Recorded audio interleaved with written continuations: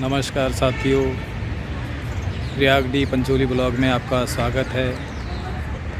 आज मैं आपको सैर कराने जा रहा हूँ नई दिल्ली में स्थित जंतर मंतर की, जो कि बहुत ही काल से बना हुआ है और पुराने ज़माने में समय को इससे मापा जाता था। तो अभी आप आनंद लें दिल्ली के जंतर मंतर की सैर का और हमें बताएं कि आपको कैसा लगा। धन्यवाद। दोस्तों, हम आ पहुँचे हैं जंतर मंतर पर और ये भारतीय पुरातत्व सर्वेक्षण विभाग के द्वारा इसकी निगरानी की जाती है। यह इसका प्रवेश द्वार है। इसमें आप अंदर जाने के लिए 25 रुपये का टिकट आपको ख़रीदना पड़ता है। जैसे हम अंदर पहुंचते हैं तो यहाँ पे बोर्ड लगा हुआ है जिसमें जंतर मंतर के बारे में पूरी जानकारी इसमें हिंदी और अंग्रेज़ी में दी गई है, जिससे पढ़कर आप इसके बारे में पूरा जानकारी ले सकते हैं। तो अब हम सीधे चलते हैं आगे की ओर। यहाँ से दिखाई दे रहा है जंतर मंतर के जो ये यंत्र बने हुए हैं, यहाँ से आप देख सकते हैं। और जंतर मंतर नई दिल्ली में स्थित एक पर्यटन स्थल है जिसका निर्माण सवाई जय सिंह द्वितीय द्वारा सन 1724 में कराया गया था।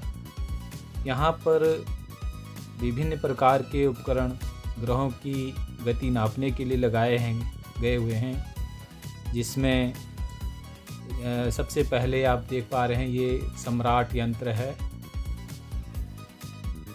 और इसको मिस्र यंत्र भी कहा जाता है। सम्राट यंत्र यहाँ का सबसे बड़ा यंत्र है। सूर्य की सहायता से सम्राट यंत्र वक्त और ग्रहों की स्थिति की जानकारी देता है। और मिस्र यंत्र वर्ष के सबसे छोटे और सबसे बड़े दिन को नाप सकता है। महाराजा सवाई जय सिंह द्वारा 5 वेधशालाओं का निर्माण किया गया था, जिसमें से अब सिर्फ दिल्ली और जयपुर के जंतर मंतर ही शेष बचे हैं। बाकी सब खंडहरों में तब्दील हो चुके हैं। तो आप ये देख रहे हैं इस समय मिस्र यंत्र को, और उसके बाद हम आगे चलते हैं। साथियों, इसका नाम जंतर मंतर क्यों पड़ा ये भी मैं आपको बता देता हूँ।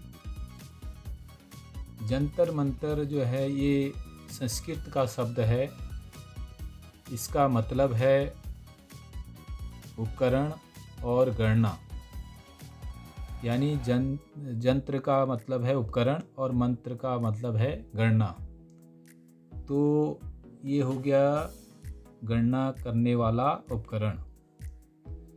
तो जैसा आप चित्र में भी देख पा रहे हैं, इसका विस्तृत जानकारी मिस्र यंत्र के बारे में, जो आपको हिंदी और अंग्रेजी में दोनों भाषाओं में यहाँ पर दिखाई देगी। आप पूरी जानकारी इसे पढ़कर भी हासिल कर सकते हैं।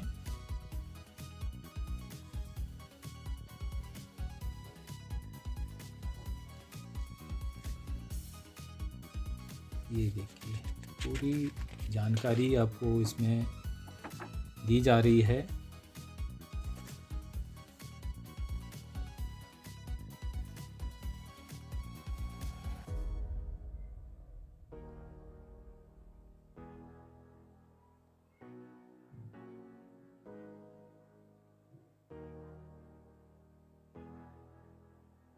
ये देखिए यहाँ पर काफ़ी हरियाली भी छाई हुई है। बहुत अच्छा प्लांट ये दिखाई दे रहा है और आसपास पेड़ पौधे काफ़ी हरे भरे हैं।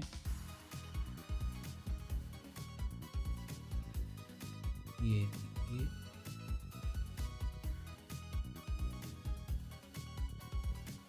काफ़ी सारे यंत्र यहाँ पे बने हुए हैं उस ज़माने के। और ये देखिए हम इसके अंदर जाकर भी देखेंगे कि यह किस स्थिति में है।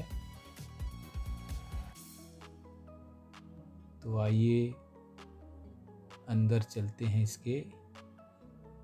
इसके अंदर जाके हमने देखा कि इसमें 4 द्वार बने हुए हैं। पूरब, पश्चिम, उत्तर, दक्षिण, चारों दिशाओं की तरफ 4 द्वार इसमें बने हुए हैं। यहाँ से मिस्र यंत्र भी दिखाई दे रहा है। ये देखिए, ये बाहर रोड का दृश्य यहाँ से दिखाई दे रहा है, जो पार्लियामेंट स्ट्रीट का रोड है।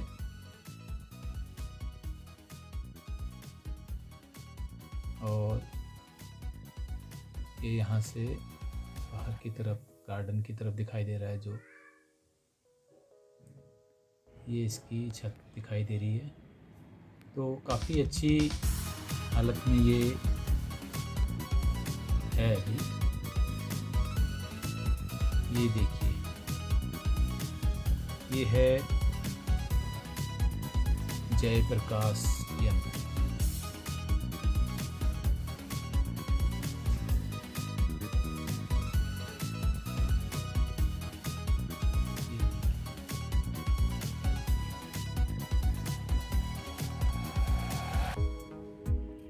पुराने समय में समय की गणना इनके द्वारा ही की जाती थी।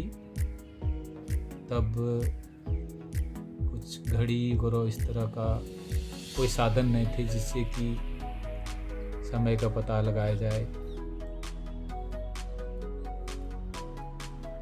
आज के ज़माने में कई तरह के साधन उपलब्ध हैं।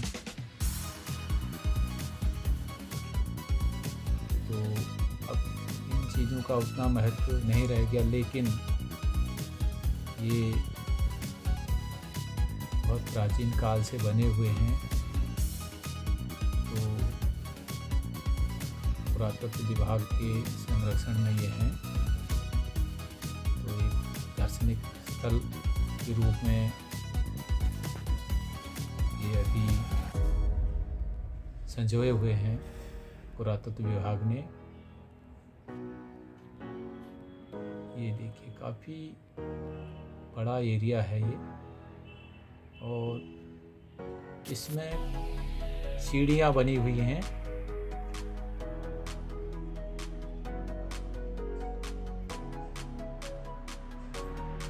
ये पहाड़ की तरफ का नज़ारा है। ये देखिए, ये हम इसके बाद सीधे आगे की तरफ बढ़ते हैं।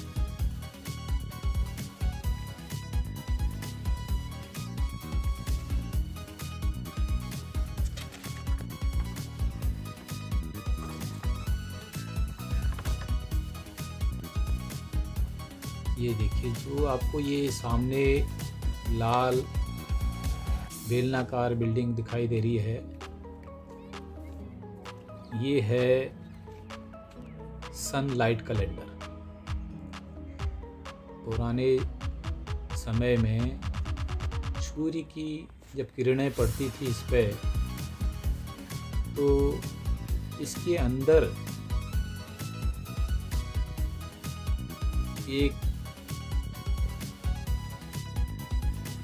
ये आप देखिए, एक स्तंभ है, उसके चारों तरफ 30 लाइनें, लकीरें सी हैं। इनसे ही जब सूर्य की किरणें इनमें पड़ती थी तो जो विशेषज्ञ थे उस समय के, वो पता लगा लेते थे कि क्या समय अभी हो रहा है। और ये जो सामने आप देख रहे हैं वाइट कलर का, इसको कहा जाता है मून लाइट कैलेंडर। जब सूर्य अस्त हो जाता था तो उसके बाद अगर समय का पता लगाना है तो चंद्रमा की सहायता ली जाती थी। ये देखिए, इसमें नीचे जाने का रास्ता भी है जो कि आजकल बंद कर दिया गया है। आकार दोनों का सेम है। इसके अंदर भी 30 लकीरें बनी हुई हैं, ये 30 लाइनें, और एक बीच में एक स्तंभ है।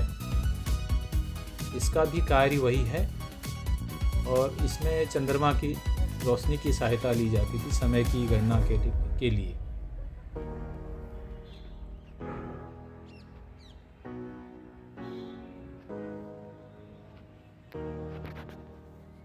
ये जो अंदर इसके हैं, इसमें 30 जो खाने से बने हुए हैं वो महीने के 30 दिनों की गणना के लिए बनाए गए हैं।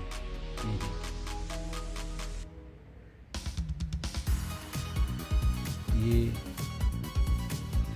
बाहर की तरफ का, ये सामने पार्क होटल दिखाई दे रहा है और उसके बाद ये है पार्लियामेंट स्ट्रीट पे डीएलएफ सेंटर।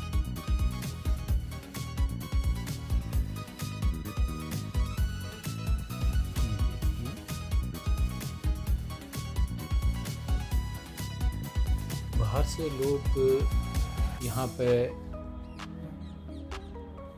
घूमने के लिए आते हैं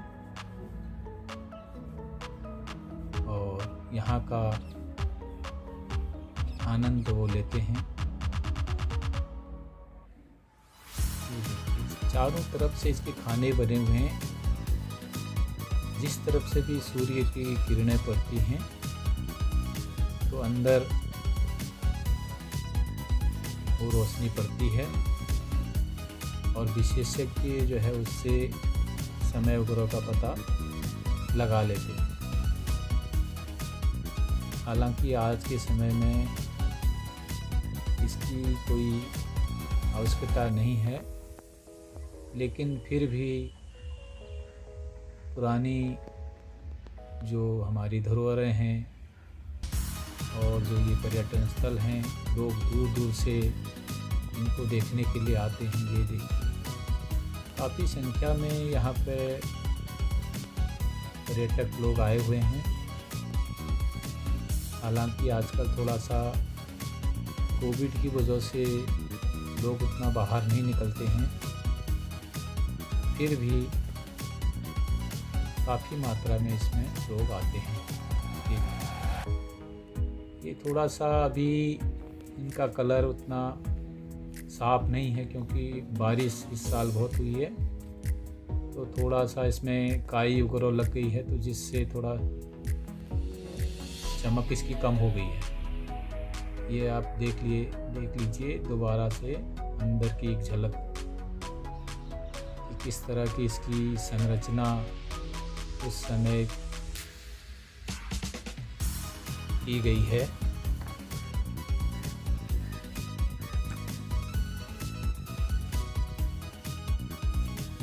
दिल्ली का जो जंतर मंतर एक खगोली वेधशाला है। अन्य 4 जंतर मंतर सहित इसका निर्माण महाराजा जय सिंह द्वितीय ने 1724 में कराया था। इस प्राचीन इमारत भारत की वैज्ञानिक उन्नति की मिसाल है। महाराजा जय सिंह ने ऐसी ही और भी वेधशालाओं का निर्माण जयपुर, उज्जैन, मथुरा और वाराणसी में किया था। दिल्ली का जो जंतर मंतर है वो समरकंद की वेधशाला से प्रेरित है।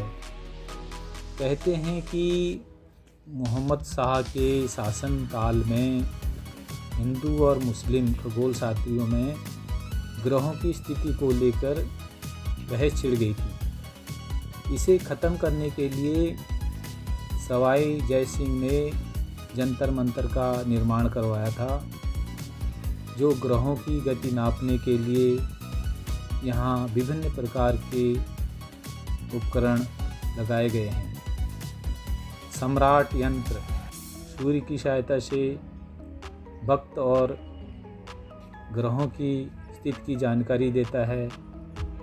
वहीं मिस्र यंत्र वर्ष के सबसे छोटे और सबसे बड़े दिन को नाप सकता है।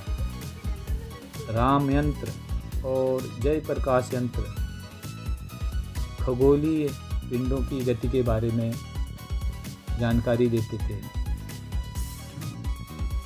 तो राजा जय सिंह द्वितीय थे। बहुत छोटी आयु में गणित में उनकी बहुत ही रुचि थी। उनकी पढ़ाई कहते हैं कि 11 वर्ष की आयु में ही छूट गई, क्योंकि उनकी पिताजी की मृत्यु के बाद उन्हें ही राजगद्दी संभालनी पड़ी थी। 1700 में गद्दी संभालने के बाद भी उन्होंने अपना अध्ययन नहीं छोड़ा। उन्होंने भूत, खगोल विज्ञान और ज्योतिष का भी गहरा अध्ययन किया। उन्होंने अपने कार्यकाल में बहुत से खगोल विज्ञान से संबंधित यंत्र एवं पुस्तकें भी एकत्र की। उन्होंने प्रमुख खगोल शास्त्रियों को विचार हेतु एक जगह एकत्रित किया। हिंदू, इस्लामिक और यूरोपीय खगोल शास्त्री सभी ने उनके इस महान कार्य में अपना योगदान दिया। अपने शासनकाल में सन 1727 में उन्होंने एक दल खगोल शास्त्र से संबंधित एवं जानकारियाँ तथा तथ्य तलाशने के लिए भारत से यूरोप भेजा था।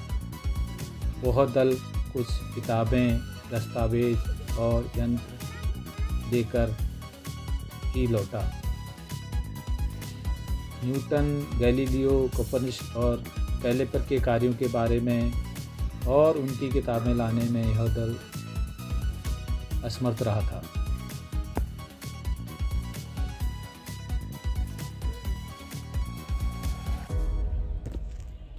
तो आपने जैसा देखा कि यहाँ पे जगह जगह पर जानकारियाँ दी गई हैं। जिस भी यंत्र के सामने से आप गुजरेंगे उस यंत्र के बारे में पूरा विस्तार में जानकारी हिंदी और इंग्लिश में दी गई है।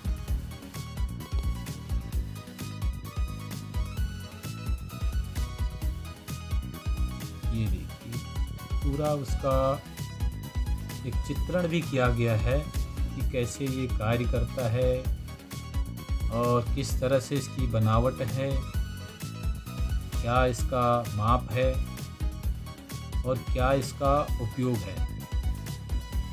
सभी तरह का जानकारी आपको इसमें मिल जाएगी।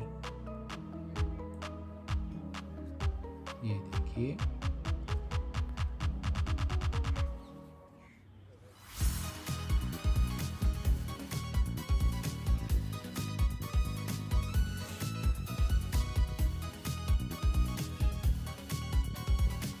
काफ़ी अच्छा व्यू यहाँ से दिखाई दे रहा है जय प्रकाश यंत्र का।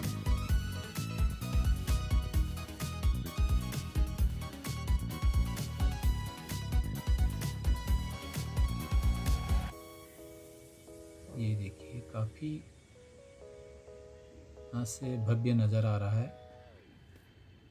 जैसा कि मैं आपको पहले बता चुका हूँ कि पहले यहाँ पे अंदर भी जाने दिया जाता था, इसके बारे में बताते हैं कि जो नीचे इसके एक भूल भुलैया टाइप का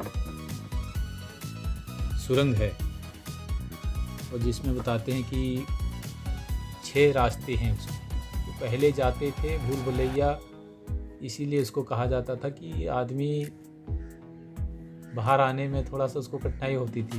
भूल भुलैया टाइप का एक रास्ता दूसरे रास्ते से जाता था।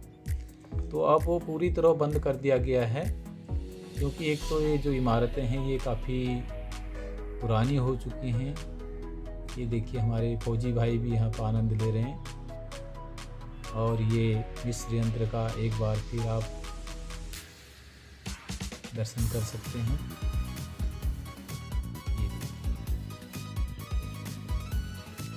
इसकी जो बनावट है बहुत ही भव्य तरीके से बनाई गई है।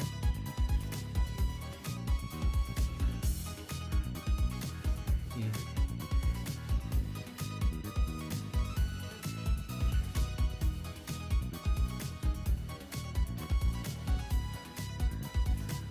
तो साथियों, ये था जंतर मंतर के बारे में जानकारी, और हम आपको आगे भी इसी तरह की जानकारी देने की कोशिश करेंगे अन्य पर्यटक स्थलों पर जाकर। आपको हमारा ये वीडियो कैसा लगा कृपया कमेंट में ज़रूर बताएं। आप सबका बहुत बहुत धन्यवाद। नमस्कार।